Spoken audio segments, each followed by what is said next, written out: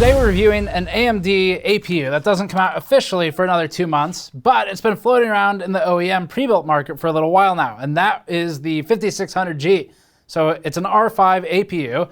That means it has Vega graphics integrated, it's not RDNA, and it also means that it's minimally a stopgap if you don't have a GPU to potentially a reasonable solution for certain types of gaming. So we're going to be reviewing that. Of course, we'll review the time machine we use to get this later, but we'll start with the AMD 5600G and the $260 price bracket for an APU. Before that, this video is brought to you by Kioxia, said to be the original inventors of NAND flash memory and formerly known as Toshiba memory. Kioxia's XG6 M.2 SSD is a high-end NVMe SSD claiming up to 3180 megabytes per second read and 2960 megabytes per second write speeds sequentially, and it's ideally used in high-performance gaming PCs or power-conscious laptops. The XG6 is available up to 1 terabyte, and the company also has its BG4 SSD in a much smaller M.2 2230 form factor for up to 1 terabyte of ultra-compact storage. Learn more about Kioxia at the links in the description below, including about their enterprise storage products. So some basics for these are actually available. They are being sold in pre-built, and if you check AMD's website for the 5600G, it actually lists the official launch date as March 13th or so of this year. But the official launch date to the DIY market, as opposed to just the launch date to the market in general, is August 5th. So it's a little ways away. Because this is a retail available product, we're under no obligations from AMD in terms of embargoes or anything like that. And it also means that it's a finalized product to some extent. But with a couple of months between when these started shipping out to actual users who bought pre-built systems at retail and the time at which the DIY systems or DIY parts come out separately, it's possible that there are iterative changes in drivers or in the silicon quality or something like that. So we'll revisit these as we get in the more official DIY part review samples. We don't suspect there to be any major changes because, again, this is something that you can actually buy. It's not like we went through back channels to get it. You can just buy it on the market openly, especially if you go through like HP or someone who carries it in larger quantities. A couple of notes here. If you go to try and buy one of these standalone right now as opposed to through a pre-built system, you're probably going to pay scalper prices, and CPUs are not being as heavily scalped as GPUs. We've been able, at least in the US market where we check, to find 5800Xs, 5600Xs, or some variant of a 10 series Intel CPU in stock, close to MSRP or below it in Intel's cases a lot of the time, pretty regularly now for a few months. So don't pay scalped prices if you can avoid it for something like an APU, because there are other parts out there, and some of them even do have IGPs in them. So it's not quite as bad as the GPU market. We're just trying to make sure people don't rip themselves off by accident because they see this review, they see one of these on eBay for $500 and they buy it. You shouldn't do that. So these are supposed to be $260 parts when they come out for the 5600G, a little more expensive for the 5700G, but there are normal CPUs in stock as well, again, through retailers. So the specs page from AMD says it's a 6-core, 12-thread part that matches for the 56 naming, like the 5600X. It says it has 7 GPU cores, or compute units, CUs by AMD's Radeon terminology. It's a 65-watt TDP. It has an adjustable TDP down to 45 watts, and it runs a 3.9 to 4.4 gigahertz base or boost for limited core boosting. There's a 1900 megahertz GPU spec, and we'll check on that in benchmarking. Official memory support, like the rest of Zen 3, and this is Zen 3, by the way, it's 7 nanometers, is 3200 megahertz. You can overclock as desired. We tested with our normal C14 3200 megahertz with tuning Trident ZRGB kit. As a reminder, we've found that this setup that we use for standardized testing on everything runs faster than a lot of the 3600 kits. So this is all standardized. That means you can compare everything to each other from one IGP from Intel to AMD's APUs, or between the CPU and dGPU combinations. If there's enough interest, and please let us know below, we might look into a separate memory piece with the APU specifically. The reason that's been interesting in the past is pretty simple. It's because there's no onboard memory because it's not a video card. And so that means when the CUs in this need to get something out of memory, they're traveling to system memory if they can't find it in a closer cache.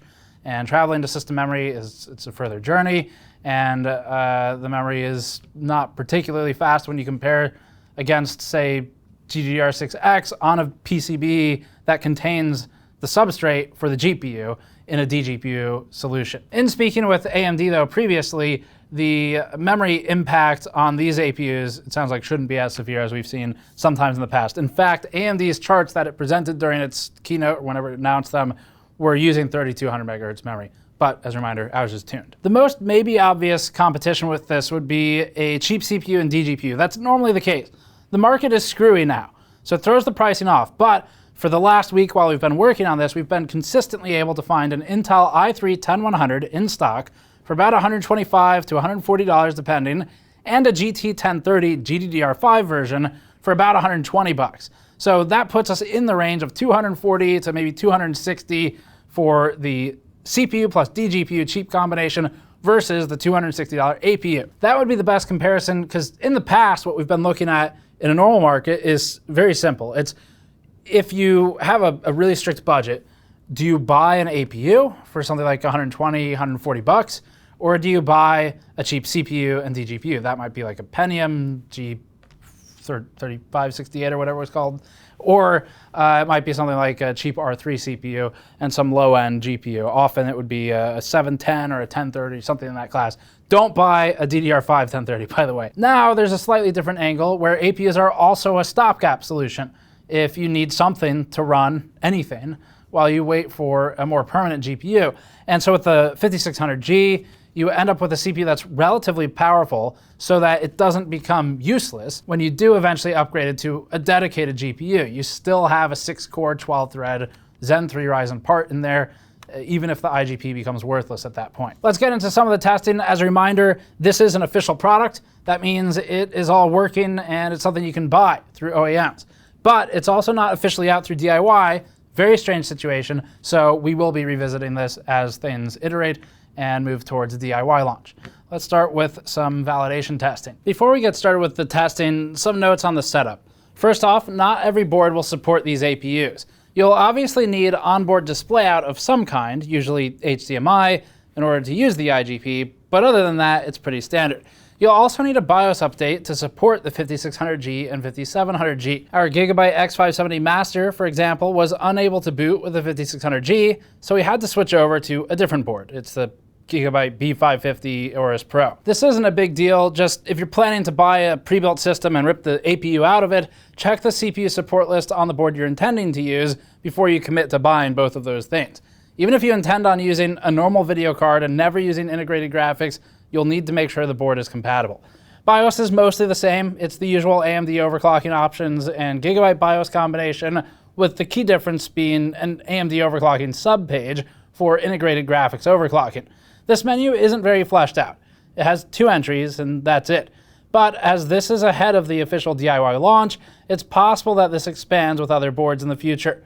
The options are for graphics frequency and graphics core voltage, both of which can be entered manually. Graphics frequency needs to be adjusted with the voltage for stability, of course, and Gigabyte's BIOS notes that graphics P states remain active when doing this. BIOS also notes that the graphics voltage is derived from the SoC or the uncore voltage rails. We may try overclocking for a separate video, but for now, we'll be testing stock since that's how most people use these. Installing the AMD driver package includes the same software suite as what you'd get with an AMD dGPU. It looks the same, it's just got different options in it. Currently, the drivers show the GPU frequency, the temperature, some CPU stats, some specs, FPS and frame times, but there's no options for tuning in our driver install at least, and there aren't really any options for input in general. You have to do all of that in BIOS if you do any of it. This chart plots the average all-core frequency of the 5600X and the 5600G, useful for establishing how useful the 5600G is as just a CPU. The R5 5600G ends up plotting an average all-core frequency during Blender of about 4300 MHz, with the 5600X at 4400 MHz. The 5600X will outperform the 5600G when ignoring the presence of the IGP, and you can see the 5600X finishes the work first as well. That's why the line ends sooner, so this emphasizes that point. In single-core testing with Cinebench, we monitored the R5 5600G's maximum single-core frequency per interval at a fairly flat 4440 MHz compared to the 4650 MHz on the R5 5600X. The 5600X, unsurprisingly, is faster when used only as a CPU. Counter-Strike Global Offensive starts us off for the game benchmarks in our new IGP test suite. We're testing at 1080p medium settings with a pretty wide mix of parts here. And remember that some of these combinations are designed more for academic understanding of where the bottlenecks are, rather than for practical use. The R5 5600G does excellently here. We can refer to our pairing of the GT 1030 with an i9 10900K, which obviously doesn't make sense, but it's helpful for understanding the bottleneck. It's the GPU. The GT 1030 simply is not as powerful as the R5 5600G in this instance. Despite running an older Vega architecture on AMD's part, the $260 APU leads the similarly priced 10100 plus GT 1030 G5 pairing by about 12%. That's impressive performance for AMD's IGP. We don't normally see them match a same price to dGPU and CPU pairing as well as they're doing here, and of course the GPU shortage isn't doing the dGPU option any favors. The Iris Xe G7 combination in the Intel NUC ran at 81 FPS average, allowing AMD a lead of 47%. Intel's UHD Graphics 750 in the 11600K ran at 60 FPS average, showing a GPU bind, and allowed a significant lead in the 5600G. As for the GT 1030 DDR4, you still shouldn't buy it, just like a few years ago. But we can see it is better in the 1% low consistency than Intel's UHD IGPs. Fortnite is next, run at 1080p low for the widest support for comparisons. The AMD APU again leads this particular set of data. Of course, a higher-end dGPU like a GTX 1650 would lead the Radeon 7 APU, but we're then outside of a direct price match, and it's not really the same type of comparison. The APU is roughly equal to the GT 1030 GDDR5 card, which is bottlenecking the 10900K and 11600K CPUs. The 10100 illustrates this, dropping only a few frames from the higher-end CPU pairings.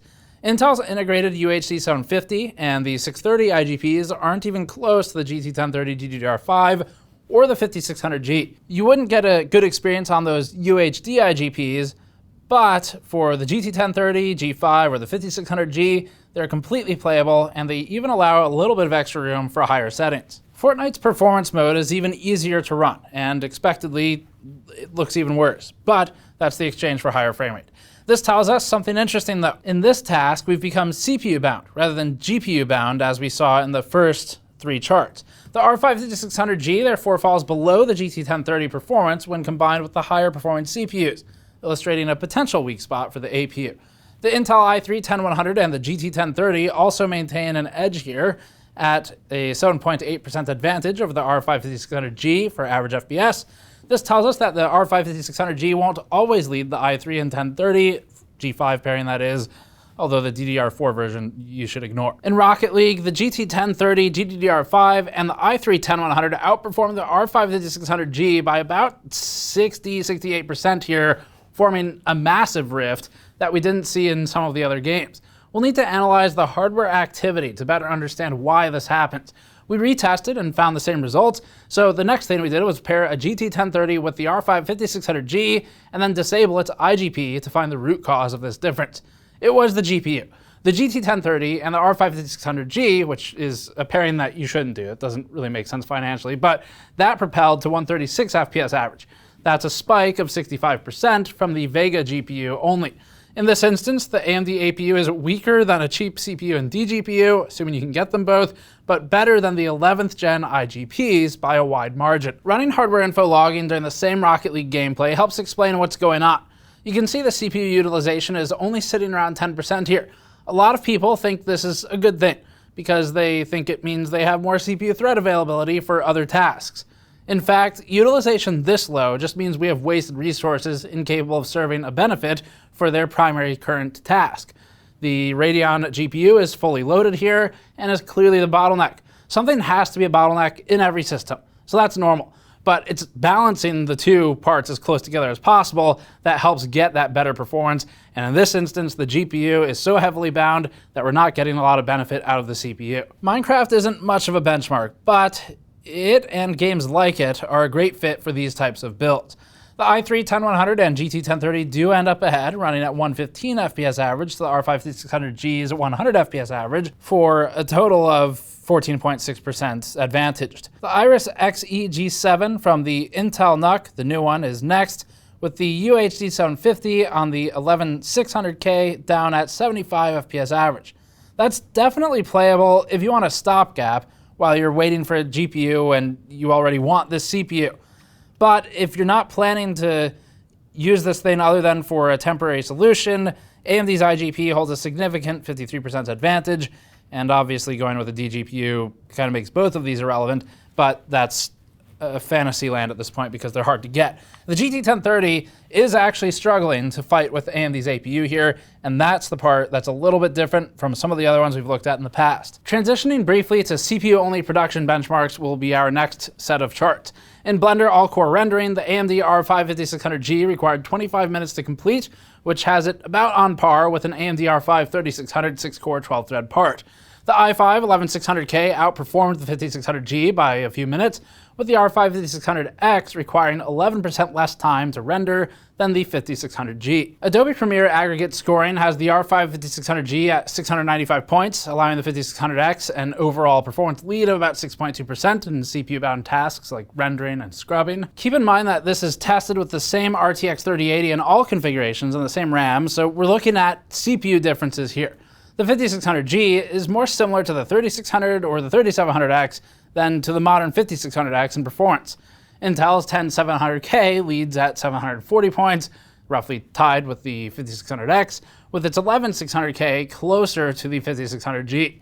The 5600G is reasonably close to 5600X if you can't find one in stock, but then the 3600 isn't much different either. The cheaper of these two wins if you only need a CPU. In Chromium Code Compile, the R5 5600G required 147 minutes in our benchmark versus the 5600X's 131 minutes.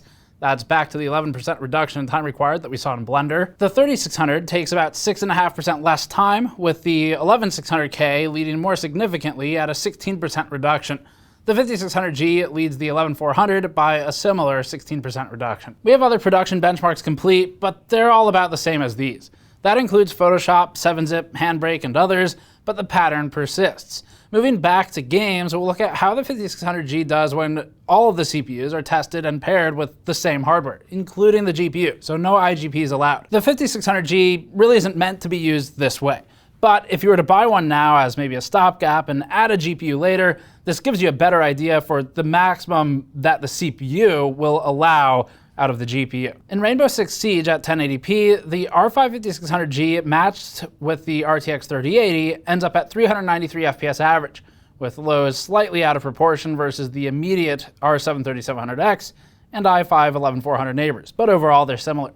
The R5 5600X leads the 5600G by 16% in this one. The i5 11400 and 10600K are both roughly 6% ahead. The R5 3600 allows the 5600G a slight lead, but if you can find a 3600 for significantly cheaper than a 5600G, and you don't need its IGP, you'd get mostly the same performance. The 3600 being older and without an IGP at all does have different disadvantages though. At 1440p, the AMD CPU slam into a wall of about 340 FPS average with the NVIDIA GPU, where we see everything from the 5600X to the 5950X with an average FPS error due to a bottleneck. The R5 5600G is able to catch up here, where the GPU bind reduces the 5600X's advantage to 5%. That's the nature of a GPU bind. The CPU obviously doesn't matter as much. Cyberpunk is of course more relevant than ever thanks to Tesla's use of it on stage. Although we don't have a Tesla Model S Plaid listed in this benchmark chart, we can at least show the 5600G. The 5600G ran at 132 FPS average with lows proportional to that. That places it ahead of the 3700X by about 7.5%, with the 11400 leading the 5600G by 6.7%. And the 5600X leading the 5600G by 16.5%. That's similar to what we saw in Rainbow Six at 1080p. In Red Dead 2, the 5600G ran at 147 FPS average with lows at 79 and 68 FPS.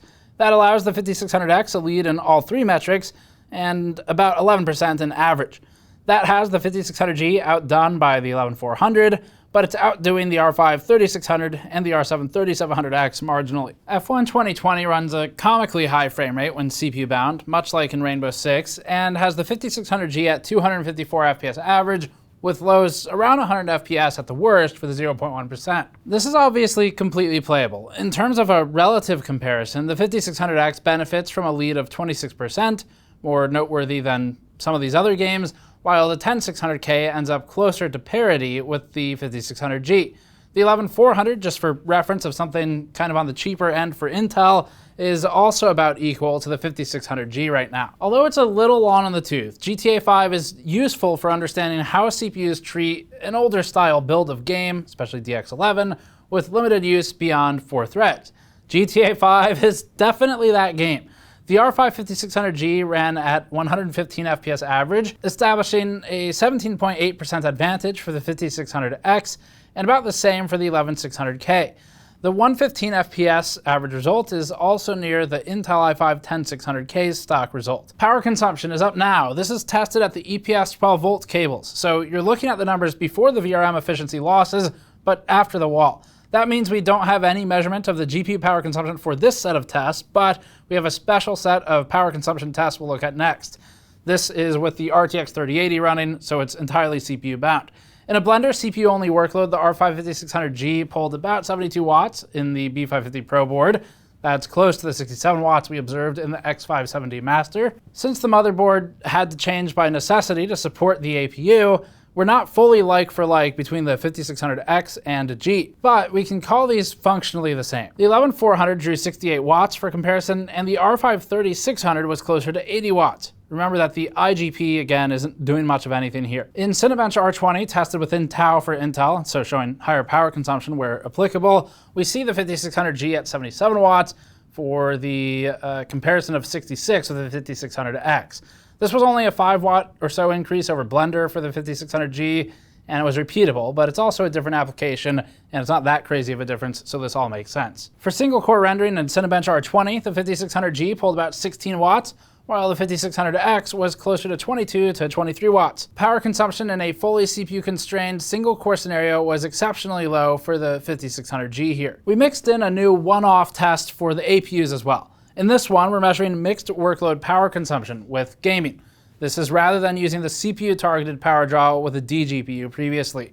The R5 5600G pulled between 32 and 40 watts at the EPS 12-volt cables. That's when in a workload combining both CPU and GPU utilization on the same chip, of course. And in the more GPU-bound conditions like Rocket League or GTA at 1440, we saw lower or slightly lower power consumption than in the more CPU-bound conditions. Because none of these are 100% workloads on the CPU, given that the IGP is doing work here, we don't see power consumption as high as the previous CPU-only charts. The GPU appears to be the more limiting of the two components, and again, something has to limit you eventually. It just happens to be the IGP in this coupling of the two. Just as some final validation, we'll look at the IGP frequency to check whether the software reads it accurately and whether everything is working as it should. AMD's 5600G spec lists the GPU clock at 1900 megahertz, and looking at our testing during some Rocket League gameplay, we landed at exactly 1900. It didn't deviate at all, at least according to the software, and it stayed at flat 1900 whenever under load. So that's it for the R5 5600G APU review. If you're looking at buying this thing either in the future, first of all, check back, but either in the future as a standalone solution or an OEM pre-built right now, again, you can find them on HP, for example, pretty easily, at least we were able to, then the 5600G is a relatively capable CPU, but it's not quite as powerful as the 5600X. In a lot of the CPU-only tasks, like in things such as Blender, Premiere, where we're testing for CPU performance and ignoring the presence of the APU, the IGP, in those tasks, we end up with a CPU that's roughly in the range of, say, an R5 3600, sometimes a 10600K, depending on what application you're looking at. So it is definitely not a drop-in replacement for a 5600X. Runs a little bit slower. Maybe that'll change in the future, but as it exists now, that's where it lands. And the CPU isn't really a thing that's going to change with drivers. Zen 3 is fairly mature at this point, so is the BIOS, and the frequencies are running at AMD spec. So we really don't suspect the CPU performance will move much at all. And so you'll end up where if you just want a CPU and you want a 6-core 12-thread one, and you can find a 5600X, you should probably just buy that instead. But if you need the IGP component, that's where it gets more interesting. So as a combined unit, you end up with performance roughly in the range in some games of a 10100 plus a GT 1030 GDDR5, not DDR4 version, or sometimes behind it. And it does depend on the game. The GPU, as we found in the testing today, the CUs in here from Vega are definitely the weakest point of it. The CPU does well, and it's the IGP that ends up bottlenecking if you bottleneck in gaming. There are some breakouts from that in extremely CPU-bound games. For the most part, it's an IGP limitation. So then the APUs end up being something that you can actually use these days to play games at reasonable settings. It's once you start getting into higher end stuff, we call it AAA typically, where they'll start to struggle. And you're gonna have a hard time running graphic settings that are good looking in games like, say, Red Dead 2 or Cyberpunk 2077, albeit everything struggles with that game. But you'll have a little more trouble running the higher quality games with higher quality graphics, and that's the nature of something that is both a CPU and a GPU in this package size. Can't expect the world from it. But these are far better than they used to be, and it's something you could actually use to play games now. Whether or not it makes sense is going to depend on the price. If you buy it with an OEM system, well, we can't really judge that because those parts are all completely variable, and there's at least 7, 8 other components in there, so you'll need to evaluate that system by system. As a standalone part, it's not worth the scalper prices. Do not pay that money for it. You'd be better off getting an Intel or an AMD CPU standalone, or an Intel one if you need the IGP as a stopgap, but the IGP is much worse than this. Or you'd be better off waiting for this to launch the DIY, or buying the pre-built. That's another option too. So that's it for this one. Thanks for watching. As always, subscribe for more, check back for follow-ups on this. There's a lot of interesting stuff we can do with APUs. We don't have a really firm conclusion on this as a DIY part right now, just because you can't officially buy it that way. So we'll reevaluate as AMD preps for the DIY launch. But as always, check back for more. You can go to store.gamersnexus.net if you'd like to grab some of our shirts, like these PC shortage t-shirts, or you can go to patreon.com/gamersnexus to get behind the scenes videos. Thanks for watching. We'll see you all next time.